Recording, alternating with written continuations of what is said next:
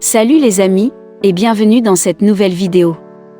Et pour les nouveaux sur cette chaîne, abonnez-vous, si vous adorez les histoires incroyables, touchantes, insolites et magiques du monde.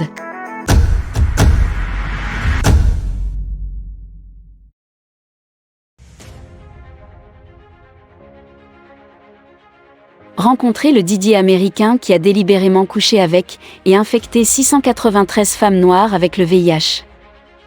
Jason Roger a avoué avoir couché avec 693 femmes noires et les avoir infectées par le virus du VIH afin qu'elles le transmettent à des hommes noirs innocents. Jason Roger Pop, 42 ans, un Didier de Caroline du Sud, a été arrêté pour la première fois en août 2019 pour trafic d'êtres humains, enlèvement de jeunes femmes et transmission du VIH à plus de 693 femmes. Selon WMBF, il a été arrêté pour 3 chefs de trafic, 3 chefs de conduite sexuelle criminelle au premier degré et un chef de conduite sexuelle criminelle au deuxième degré avec un mineur, promotion de la prostitution d'un mineur et enlèvement. Pop aurait forcé 4 filles mineures à se livrer à des actes sexuels pour de l'argent et il aurait également eu des relations sexuelles avec elles. Une jeune fille de 13 ans dit avoir eu des relations sexuelles avec Pop et avoir découvert qu'il avait le sida, une information qu'il n'a pas révélée. Il aurait eu des contacts sexuels avec plus de 600 femmes noires, et lors d'une conversation récemment révélée, le Didier a admis avoir eu des relations sexuelles avec des femmes noires dans l'espoir qu'elles le transmettent assez rapidement aux hommes noirs. Dans plusieurs photos intimes partagées en ligne, Pop a été vu en train de poser avec plusieurs femmes noires qui craignent d'être désormais séropositives, car il prétendait les avoir délibérément infectées par le virus. Le Didier, très populaire de Florence, au centre d'une affaire de traite des êtres humains, a communiqué avec des adolescents via des plateformes de médias sociaux, leur a demandé de faire circuler ses dépliants et les a payés pour des relations intimes, selon des rapports d'application de la loi obtenus par WMBF News. Des mandats d'arrêt indiquent qu'entre juillet 2017 et juillet 2019, Pop, 42 ans, a forcé 4 filles mineures à commettre des actes sexuels contre de l'argent dans une maison de Lakeview Drive dans le comté de Florence. En repensant au démêlé de Pop avec les forces de l'ordre, plus d'une douzaine de rapports du bureau du shérif du comté de Florence datant de décembre 2011 le désignent comme suspect ou victime.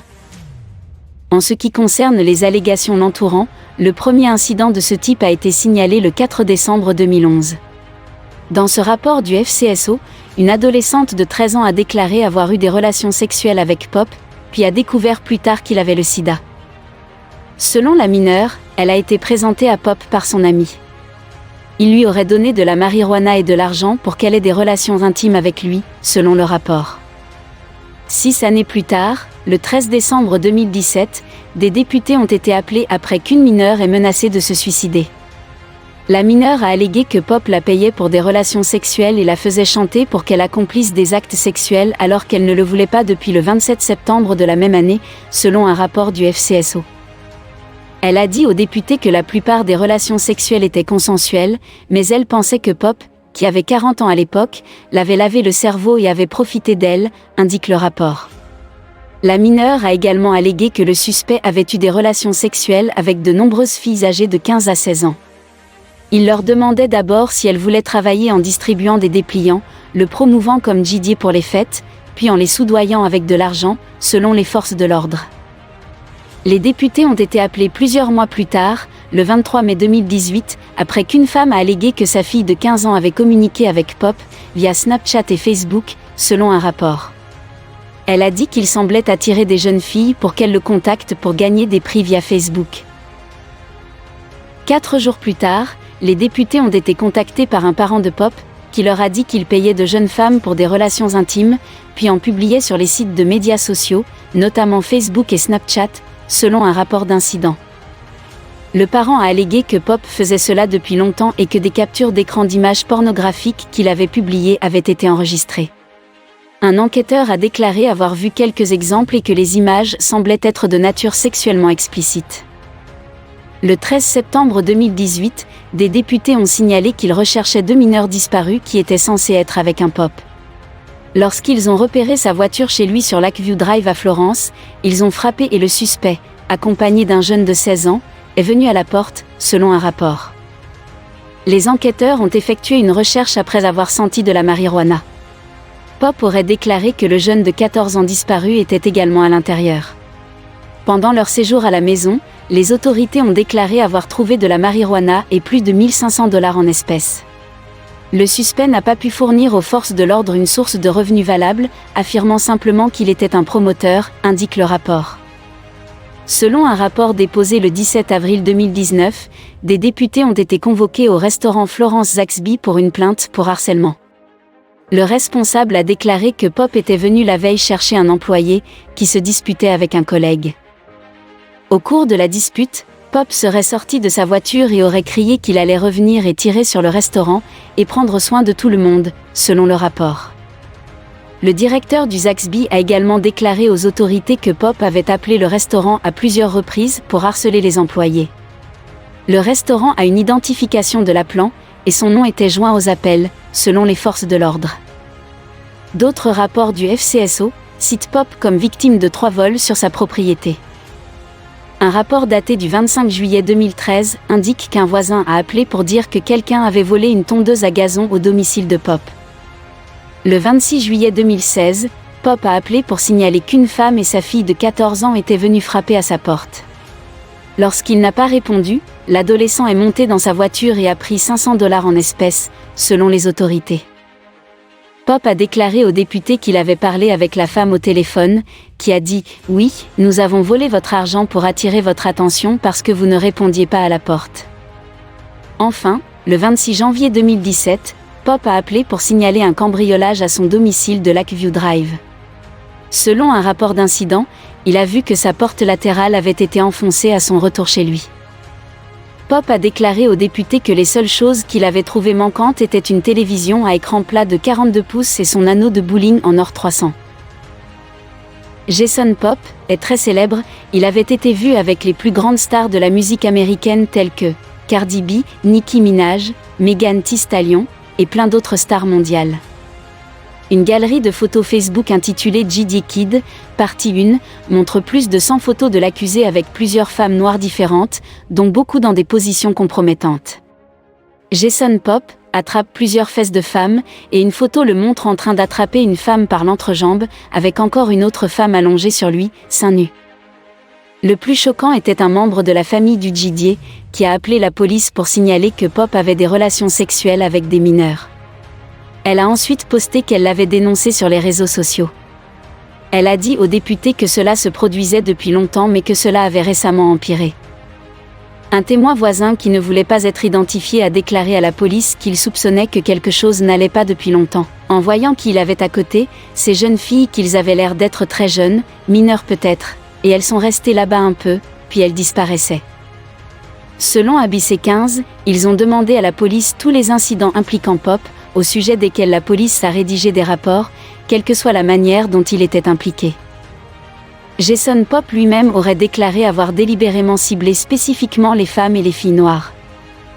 Pop est actuellement derrière les barreaux du centre de détention du comté de Florence. Sa caution a été refusée pour toutes ces accusations.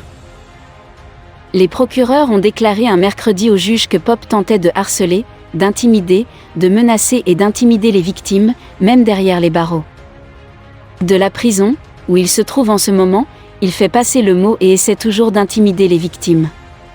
Il ne reconnaît pas que tout ce qu'il a fait était mal, et s'il devait être libéré de prison, il n'y a absolument aucun moyen de protéger le public de Jason Pop, a déclaré Heather Weiss, sous-procureur général de SC. L'avocate de Pop, Rose-Marie Parham, dit qu'il n'a pas d'os violent dans son corps.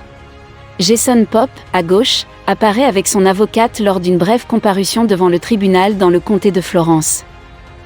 Au cours de la brève audience, l'avocate de Pop, Rose-Marie Parham, a déclaré qu'elle retirait sa requête demandant une caution. Cependant, elle a noté qu'il pourrait en déposer un à l'avenir. L'avocate Heather Weiss, du bureau du procureur général, n'avait aucune objection. Elle a dit au juge que l'accusé était en train de déposer un dossier de découverte. Parham a déclaré que Pop vivrait avec sa mère à Florence si le juge lui avait donné une caution. Parham a déclaré que le père de Pop était récemment décédé d'un cancer, et que sa mère s'occupait de lui depuis 1 an et demi, jusqu'à sa mort. Elle a dit que la mère de Pop pouvait surveiller son fils pendant qu'il était sous caution. Parham a déclaré au juge que Pop avait un esprit enfantin à bien des égards. Il ne comprend tout simplement pas votre honneur. Parce que c'étaient ses copines. Il pensait qu'il avait des relations amoureuses avec eux. Il leur a acheté des cadeaux pour qu'ils aient eu des relations sexuelles consensuelles. Tous, dans ce cas, est une conduite sexuelle consensuelle. Maintenant, l'État allègue que certaines de ses filles étaient mineures. Ce que la défense dirait, c'est que chaque fille lui représente qu'elle était majeure. Et avait une relation avec lui, et acceptait des cadeaux de sa part, et tout ça. Il a la mentalité d'un adolescent. Il est au même niveau qu'eux. Vice a déclaré qu'une évaluation mentale de Pop a révélé qu'il était capable de subir son procès. Parham a déclaré au juge qu'elle essayait d'obtenir une évaluation privée ou indépendante de Pop. Vice a déclaré que lorsque la deuxième évaluation sera terminée, ils pourront aller de l'avant avec la fixation d'une date de procès pour Pop. Le juge Brown a donné à Parham jusqu'au 11 avril pour que l'évaluation soit effectuée. Brown a également déclaré qu'un éventuel procès pourrait également avoir lieu au printemps. Les mandats ont déclaré que Pop savait que certaines des victimes avaient moins de 18 ans, bien qu'il n'ait pas précisé si l'une des femmes retenues contre leur gré était mineure. Les accusations supplémentaires sont incluses dans l'incident et les rapports supplémentaires obtenus par le biais d'une demande de l'acte de liberté d'information. Lorsqu'on lui a demandé tous les incidents impliquant Pop au sujet desquels la police a rédigé des rapports, quelle que soit la manière dont il était impliqué, le bureau du shérif du comté de Florence a fourni 14 incidents allant de décembre 2011 à avril 2019. Pop a été répertorié comme sujet ou suspect dans 9 des incidents et comme plaignant ou victime dans 4. Il a été impliqué dans l'un d'eux en tant que tiers. Jason Roger Pop a également publié au hasard des photos des nombreuses femmes avec lesquelles il avait couché, et s'en est vanté sur les réseaux sociaux. Selon une capture d'écran Facebook, Pop se serait vanté une fois en affirmant « J'ai 36 ans avec 693 corps, et toutes sont des femmes noires ». Bien que Pop soit accusé de crimes graves, il serait prématuré de dire avec certitude qu'il a commis l'un d'entre eux. Il n'a pas encore plaidé coupable ni été reconnu coupable de quoi que ce soit et nous n'avons pas encore de date d'audience, a déclaré Robert Kittle, porte-parole du bureau du procureur général de Caroline du Sud, qui poursuit l'affaire. Le porte-parole du shérif du comté de Florence a refusé tout commentaire, notant que l'affaire fait toujours l'objet d'une enquête. Et si vous voulez voir plus d'images, en particulier ceux vraiment choquantes, faites juste une recherche sur Facebook, ou également Google. Vous serez vraiment sans voix. Qu'en pensez-vous de cette histoire? Laissez votre opinion en commentaire, et nous les lirons avec joie. Cette histoire est vraiment machiavélique.